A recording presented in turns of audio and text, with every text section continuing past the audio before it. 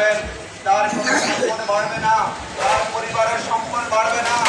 জনগণের বাক্য উন্নয়ন না করে যদি নেতার বাক্য উন্নয়ন হয় তাহলে ধরে নেবেন সেই নেতা কখনো জনগণের জন্য কল্যাণ বয়ে আনতে পারে না।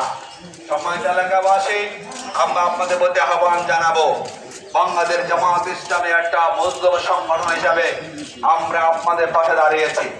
আমরা আপনাদের কথা দিচ্ছি, যদি আমরা সুযোগ পাই যে আপনারা আমাদের প্রতি আস্থা পোষণ করেন, ইনশাআল্লাহ জুলাই আগস্টে যে বিপ্লব হয়েছিল 2024-এ, সেই বিপ্লবে আমাদের শহীদদের স্বপ্ন, শহীদ পরিবারের স্বপ্ন, ইনশাআল্লাহ আপনাদেরকে সাথে নিয়ে আপনাদের সেই স্বপ্নের বাংলাদেশ গড়ার জন্য আমরা আমাদের প্রাণান্তকর চেষ্টা আমরা চালিয়ে যাবো ইনশাআল্লাহ। এই বাংলাদেশ নতুন বাংলাদেশ, এই বাংলাদেশে আমরা রাজনৈতিক যে সংস্কৃতি রয়েছে এটাকে আমরা পরিবর্তন করে একটা নতুন কল্যাণময় রাজনীতির সংস্কৃতি আমরা চালু করতে চাই।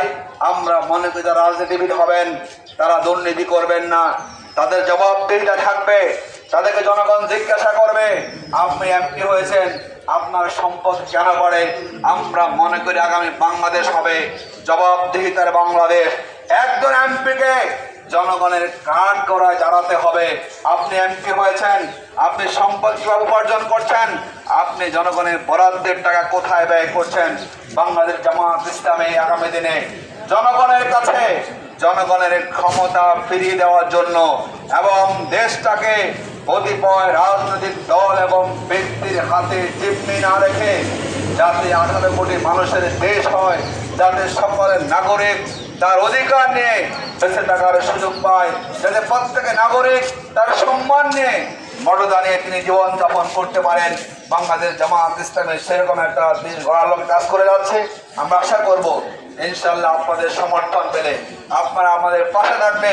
আমরা আমাদের সবটুকু উজাড় করে দিয়ে এই অবহেলিত জনপদ, যে জনপদে দীর্ঘ সময় যারা ক্ষমতা ছিলেন তারা উন্নয়ন করতে পারেননি, আমাদের এই জনপদে ভালো কোনো হসপিটাল নাই, ভালো কোনো শিক্ষা প্রতিষ্ঠান নাই, বাচ্চাদের খেলার জন্য ভালো কোনো মাঠ নাই, কোনো কমিউনিটি সেন্টার নাই, একটা সংসদীয় আসনে শুধু নাই, কোনো সরকারি কলেজ নাই।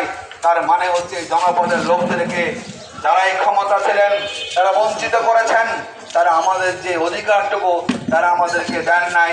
ইনশাআল্লাহ আপনাদেরকে সাথে নিয়ে আমরা আগামী দিনে এই জনপদের মানুষের জীবনযাত্রার মান উন্নয়নে, এখানে আমাদের যুবকদের মাঝে আজকে মাদকের সয়লাভ হচ্ছে। আমরা বিভিন্ন জায়গায় খবর পাচ্ছি যে জায়গায় জায়গায় মাদকের আস্তানা,